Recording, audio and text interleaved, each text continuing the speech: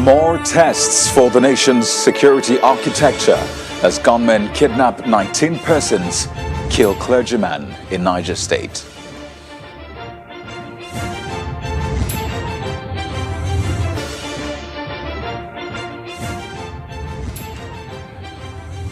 And as a mission to rescue the abducted schoolboys in Katsina State enters day 3, we'll hear firsthand from the Defense Ministry on just how close we are to getting the students back home.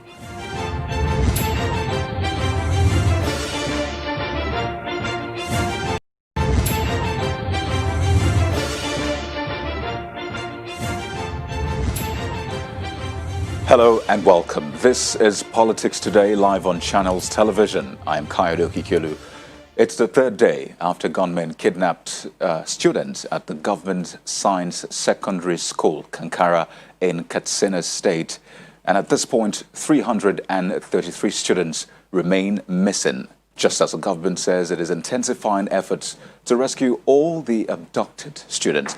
Well, earlier today, President Muhammadu Buhari, who is in Dora, about a 3-hour drive from where the attack took place, received a briefing on the ongoing mission from the Katsina State Governor, Aminu Masari.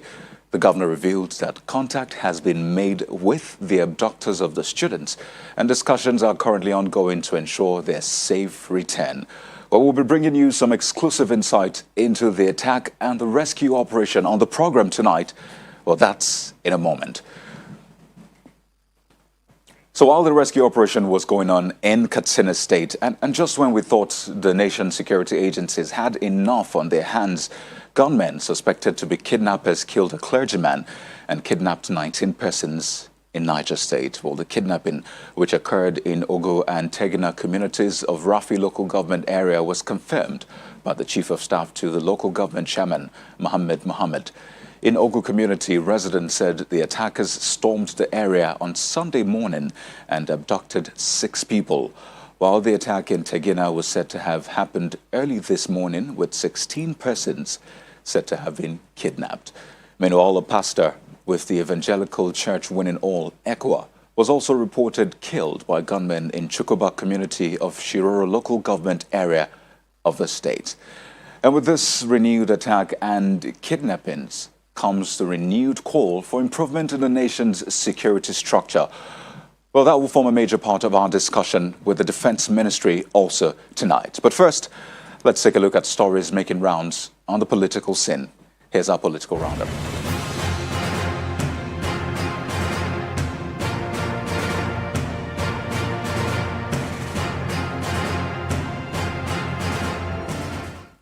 Hoodlums suspected to be hired thugs on Monday disrupted a planned conference organized by the coalition of northern groups over the rising insecurity in the region.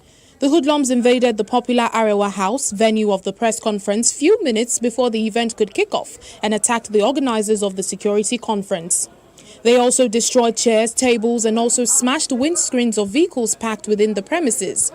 Condemning the attack and disruption of the conference by the hoodlums, the national coordinator of Coalition of Northern Groups, Balarabe Rufai, describes the hoodlums as enemies of the North, vowing that no amount of attack or threat will stop the coalition from speaking out against the rising security challenges in the North. Whoever is behind this attack is an enemy of the North, is an enemy of Nigeria. Chief Justice Ibrahim Mohammed is warning against disobedience to court orders, as he insists that obedience to lawful court orders has no alternative in any sane society. Speaking at the opening of the 2020-2021 legal year and conferment of the rank of Senior Advocate of Nigeria on 72 lawyers in Abuja, the Chief Justice, who was represented by Justice Olabode Rhodes-Vivor, says acts of disobedience to court orders will no longer be tolerated.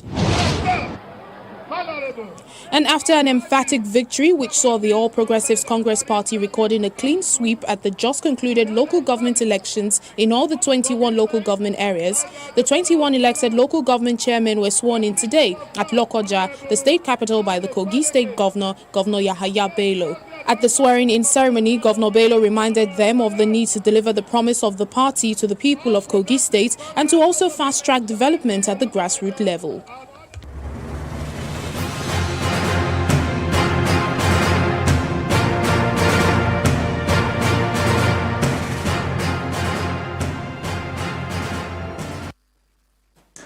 So let's get into our conversation tonight. The issue of security needs no preambles, needs no introduction rather, because it's something you and I can relate to.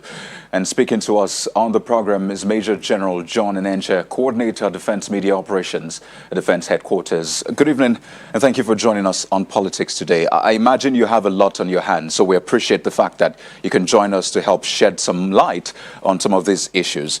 First, Nigerians would really like to know if there's been any progress whatsoever regarding the rescue operation of those students of the school in Kankara, Katsina State. So let's begin from there. Do we have any good news? Yeah, thank you very much for having me on this program. I will say that there is a news encouraging in the sense that the Honorable Minister of Defense led a delegation comprising the National Security Advisor and the service chiefs and other heads of security agencies. My humble self, I was in the entourage, and we were in Katsina yesterday. And we were adequately briefed about several issues pertaining to that incident. The briefing was done by the officers we had on the ground, the agents we had on the ground, of what they did up till yesterday at about 2 p.m. And from what we deduced from their actions is that there is hope that if the momentum that they started from early hours of Saturday morning is maintained, of which they will, then the children will be rescued. So that is a good news, but the details will not be in the interest of the children, wherever they are now, for it to be disclosed on the air. But the good news is that we got a briefing, and then the troops and other security agencies are adequately and efficiently deployed to ensure that they are rescued alive. That is the most important for us. And that is what we have for the general public, that there is hope. And the hope is being placed on the fact that we need them out alive. Right. I guess I'll be speaking for a lot of Nigerians by saying that we are definitely in support of the military and other security agencies in this rescue operation, and we definitely wish you the very best. But just before I introduced you, we referred to the statements made by the governor saying contact has been made with the bandits. So if discussions are ongoing with the bandits, does that mean the military and other security agencies are withdrawing so that discussions can continue? Well, as it is usual, and the practice of people, or the people, let me be careful about my choice of word now, because like I always said, anytime we're on the air like this, it's open to all sources, both the people that are doing what we don't like, I'm choosing my words now, and then the people that are doing what we like. So, as like I said, you don't stop whatever effort you are putting on militarily for the one we call now the non-kinetic, the other approach. No, you don't stop. All of them go on concurrently to ensure that, for instance, if they are kept in a place and is known, if you relax, they may slip out. So all actions are on the table. Right. To ensure that we come to a meeting point. And the meeting point is to make sure that we don't record, when I say collateral damage, now in the case of trying to get them out using minimum necessary force, that is one. Then at the same time, all are on the table with none pulls out at the expense of the other. It's all stakeholders approach, going by the behavior and the characteristics of people that carry this heinous act out. You know, I can imagine this. Right, I can imagine the sensitivity of this operation. But if we could just step back a bit, because there's been a lot of accounts, and I'm sure you've seen some of them on and off social media about how it happened, when it happened, how the attackers got in, how they whisked away the students. So if you could just give us an official account, really, of what happened, when it happened. How did the attackers attack the school? How did they overpower security officials, if there were any of them? How did they take the students into the bush? Help us, connect the dots if you can. Okay, yeah, it's a very good thing to ask. And it's a very good exposition to be given to the public. You are talking about human beings, not animals, that we are abducted. Now, if it was animals, there have been several occasions where our troops will go out and then they will now use animals as human shield, and they ended up killing several of the animals, cattle. The bandits or the thieves will run away, but you see so many of the animals killed, that animals do not really have the same value as human beings.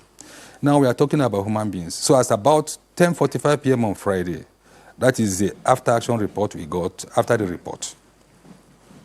They stormed the school on their motorcycles, and there were two policemen at the beat. One was shot dead, then the other one shot wounded, that is still alive. And they went straight to the dormitories, and another group went straight to the staff quarters of these criminals. As they were doing that, they were shooting sporadically, not at any individual. From the account we got from one of the boys that escaped, shooting into the air. That means their aim was to actually go and then abduct human beings, school children, and other people from the premises for the government science secondary school. And as they were doing that, somehow information got to our troops who were on patrol. We have confidence building patrols, and then we have farm patrols in the whole of that area since the beginning of Operation Katsina that went to Sahel Sanity and Operation Accord. And they were contacted. And they responded and came to the location, I think at about 11:30 to 12 midnight. When they got there, in the process as they were carrying out the action, of course, knowing that if they had to bring aimed direct fire, there is no how we would have been counting dead bodies now and probably dead children. So it was just a way, an issue, it was just an act, a tactic that they would just have to use. And in the process of that, as they were doing that, the abduction, took place. But in the process, what we avoided then in the recent was to avoid any casualty, particularly for the children. Right. And of course, they were using them as human shields. So at this point, that was how that happened. It happened, and then the children were abducted. But the main caution there, the main issue there was that none of the children was killed in the crossfire. Speaking of the children, that was what happened. Speaking of the children, how many of them are still missing at this point? And how many of them were abducted? Because those are terms that are being thrown around, missing and abducted. So help us understand the figures now. How many are missing? How many have been abducted? Okay, how we were able to come up with the figures was what we gathered from the principal. The principal reported that he had 839 in the boarding house. And as at the time they were abducted, shortly after that, some came back, and it was left for about 500 plus that did not return. And then they now got in touch with parents, and also we sent out patrols, the police and other people were patrolling the whole of the general area. And as at 2 p.m. yesterday, the pupils that the students that could not be accounted for, reduced to 333. Out of that 333, before I came into the studio here, one, escaped out of wherever they kept them, or they are now. So as we are talking, until I confirm further. Otherwise, officially, as at yesterday, and the figure that was also translated to the, the governor, and he also gave it out, is 333. We had that figure as at 4 p.m. when we were in Katsina. We were in Katsina yesterday, from yesterday up to yesterday night. Okay. So as I speak with you, right, the figure that we have, let's look at it as 333, because the one that escaped is still being debriefed. Okay. Before I came into the studio.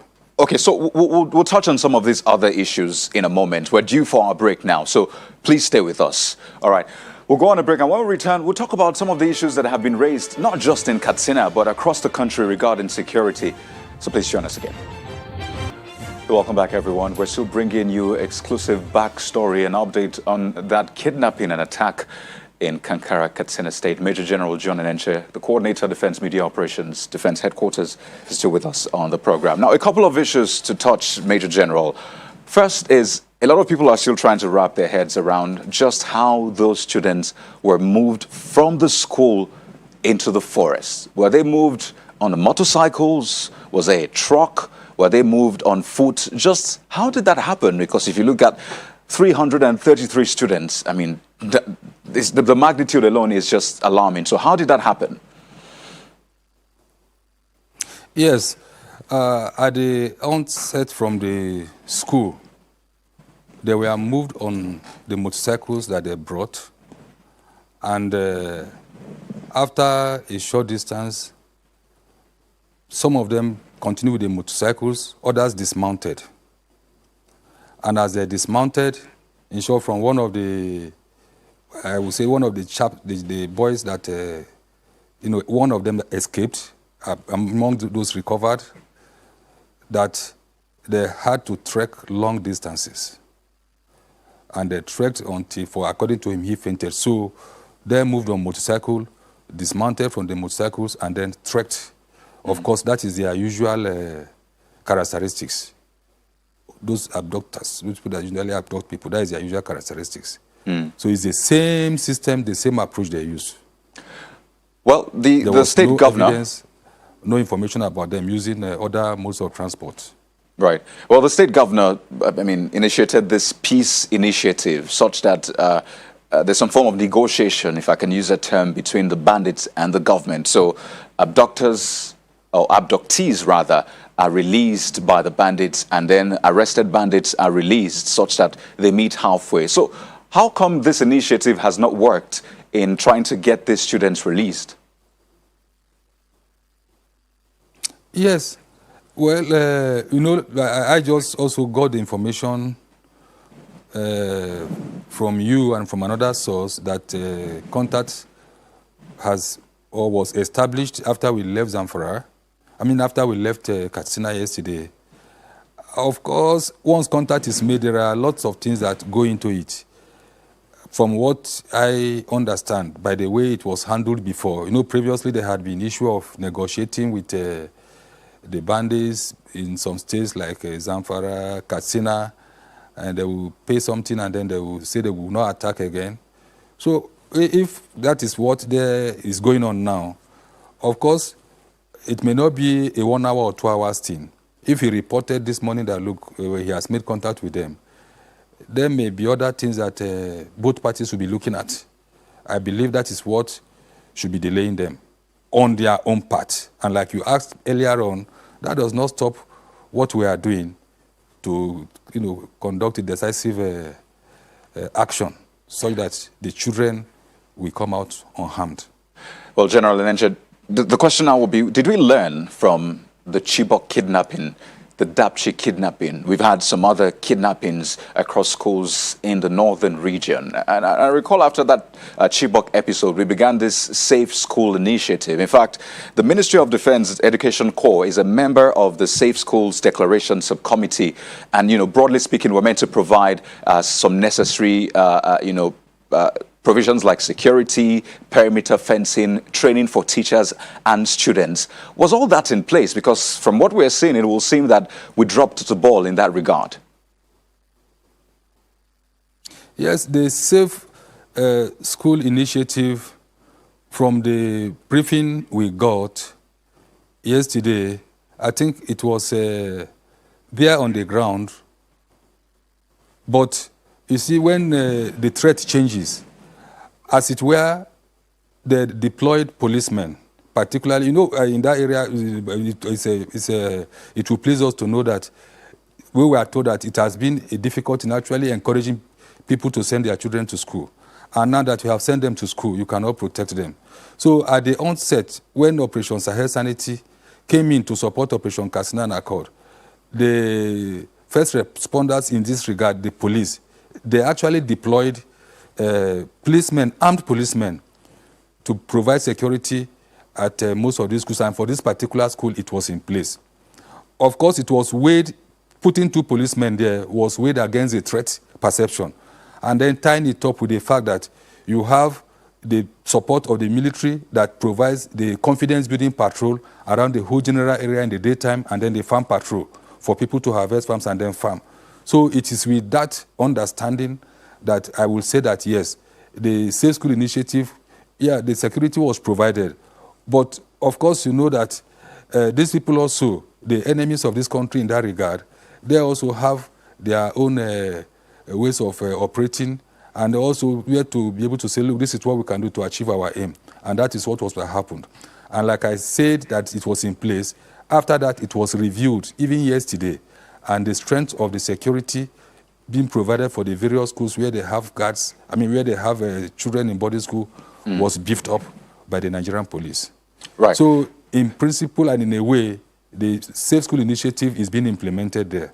Because, the questions are 2 policemen enough to secure such school as we have seen now? Clearly, we need to review that. But on a final note, General, I'd like to ask you, because it seems we have moved on from this, are we still negotiating for the release of Leah Sharibu? Well, I'm not aware of that. As it were, I was asked that question was it months ago or years ago, even as far back as when. And like I told the general public that if there was such a thing, it was not to my knowledge. And that is like I coordinate defense military operations. Anything above that level is because this one is now at the level that, I know. And I was there yesterday. And even the negotiation is not within what I know, like I saw it on your news bar. That was where I gathered that information from. But I had to make contact with my people in the field. When I made contact with the theater command, Operation Lafia Adole, as it were then, they had nothing to tell me about negotiation about Leah Sharibu. And of course, like I said, if it was being done, then it is at a higher strategic level beyond my own level. All right. Major General John Inenche, would like to thank you so much for sharing your thoughts, and we wish you the very best in this rescue operation, and we'll definitely be staying with you to get the latest on that one. Thank you very much. I appreciate it. Well, as we keep our fingers crossed and hope for the very best, that's all we can take on the program for tonight. Thank you for watching. I'm Kayode Kikelu.